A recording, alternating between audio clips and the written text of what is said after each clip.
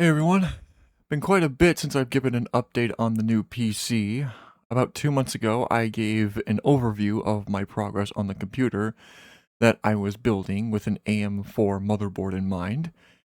In that video back in December, I put in the description of the 4 parts that I got at the time, but in case you guys missed that video, I will list the parts that I got off of Amazon for you. I'm going to link them all in the description just like I did last time. As for the build itself, it can technically play at 4K, but the monitor itself, for some reason, only allows 60 Hz in the HDMI 2 port instead of the HDMI 1 port. I am using an HDMI 2.0 cable, but for some unexplained reason, the monitor that I use to get the 4K resolution is the Samsung 32-inch UJ59 series, and it only supports up to 30 Hz with the HDMI 1 port. I don't know what the deal was with that, but I at least now know that even the simplest things can fix the hardest stuff. In terms of trying to get everything set up, I did everything right. It was just the BIOS setup that was a bit intimidating for me to do because I typically don't like messing around with that very much. The Windows 11 installation, on the other hand, that was a stress and a half because I had changed the BIOS back to optimized defaults, leaving the DOCP turned off because if I was to turn it on before installing the operating system, it would cause stability issues. It's working fine now. I'll explain my ordeal with installing Windows 11 in a bit. As for the 3 parts I got for basically building the computer, I went with an M.2 storage device, which is the Samsung 990 EVO plus SSD 2TB storage unit. I plan to get a 4TB one at a later point for extra storage space for games with bigger memory, such as Assetto Corsa, The Crew Motorfest, Dirt 5, Forza Horizon 5, and many others. I also replaced the Moroval R7 case fans with better ones for more airflow. Now they have infinity mirrors, and the ones at the front are behind the front panel more to take in more ventilation.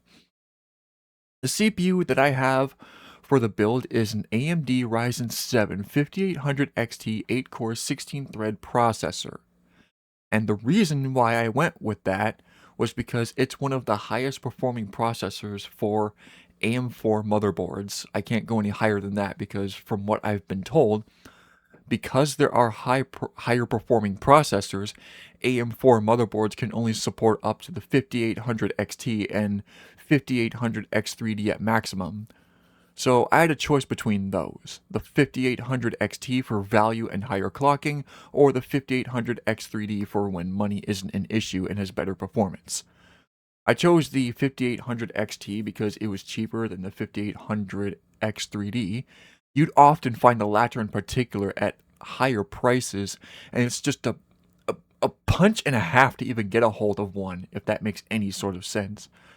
But no matter, I got the cheaper one. It'll do for the current state of this build. It's not going anywhere yet. I plan to do an AM5 motherboard upgrade at a much later point, and I would like to upgrade to a higher end processor as well as the GPU and get DDR5 RAM, maybe a bigger case as well to fit an AIO. Something worth noting is that when I got the CPU, the stock AMD fan it was included with does not do a great job of keeping the CPU at a good, reasonable temperature because the 5800 XT has been known to build up high heat temperatures, specifically in the high 60s to mid 70s, which is why I bought a towering air cooler, which barely fits in my case, as you can see there. It may be touching the RAM, but the fan attached to the cooler is not affecting that at all. Now the CPU sits at around the mid 40s range. Yeah, you guys can yell at me in the comments for getting me an air cooler, but I will make the switch to a liquid cooler at a later point for even more cooling, despite them being more limited and lasting for a while compared to air coolers. As for the GPU, the one I chose, as you've been seeing in this slideshow, is the Gigabyte GeForce RTX 5070 WindForce OCSFF 12GB. It's the standard 5070, not the TI model. which has been undergoing some controversy lately, but I digress. And it shows 4K very nicely. It's pretty awesome. I could have gone with a higher model, but this was my best choice at the time. I prefer GeForce personally because they have great hardware themselves, and that was the last part I needed to get this thing up and running. The fans don't operate until the heat sink reaches until the let me try again. Sorry. The fans don't operate until the heat sink inside reaches a specific temperature. I think it's 50 degrees at least, but otherwise a decent investment. Now, onto the Windows 11 installation portion. This was one of the most stressful I was ever feeling.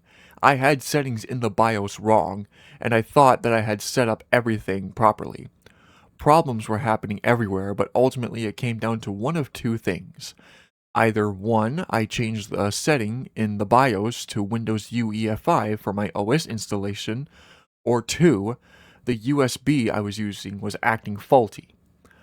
I couldn't tell what it was, but I tried using a large memory USB drive and it wasn't really working. My much smaller 14 GB one was able to do it, but before I did that, I had to reset BIOS optimized defaults, so I couldn't tell exactly what the problem was.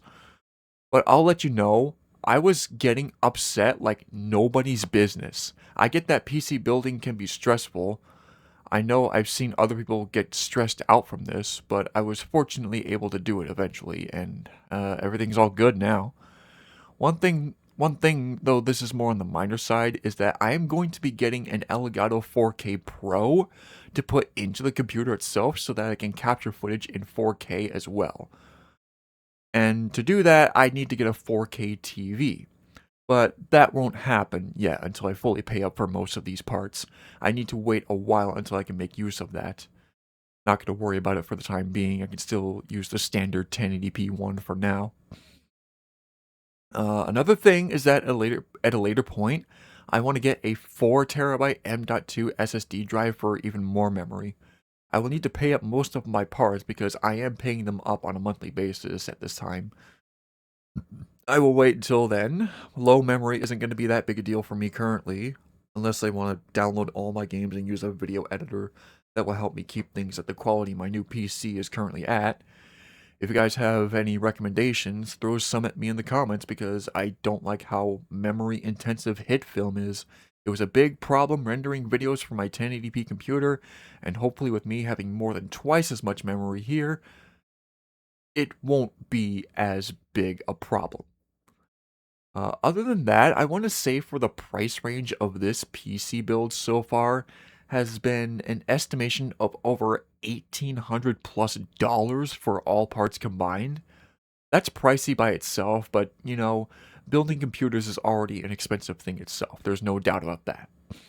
If my latest Hot Wheels Unleashed session is of any indication, it's still breaking in and adapting to the new PC will take a bit for games to run well. But now I have found a good recording setup in OBS, so look forward to 4K quality sessions on this new PC. The speakers can't go any further than like 4 or 5 feet away, as you might have seen in the pictures. So I might want to look into getting better RGB sound speakers at one point. I also think that my giant mousepad of Darius's Audi R8 is too big, and my gaming chair is in a pretty rough shape because I used it so much ever since I got it. But I'll worry about those later. They're more on the minor side of things. I might want to get a bigger case at one point so that I don't have to worry about the limited space of the air cooler as much, but it's fine for now. I don't really need to do that. So with all that said, that's pretty much the full build of what I got for the new budget 4K gaming PC.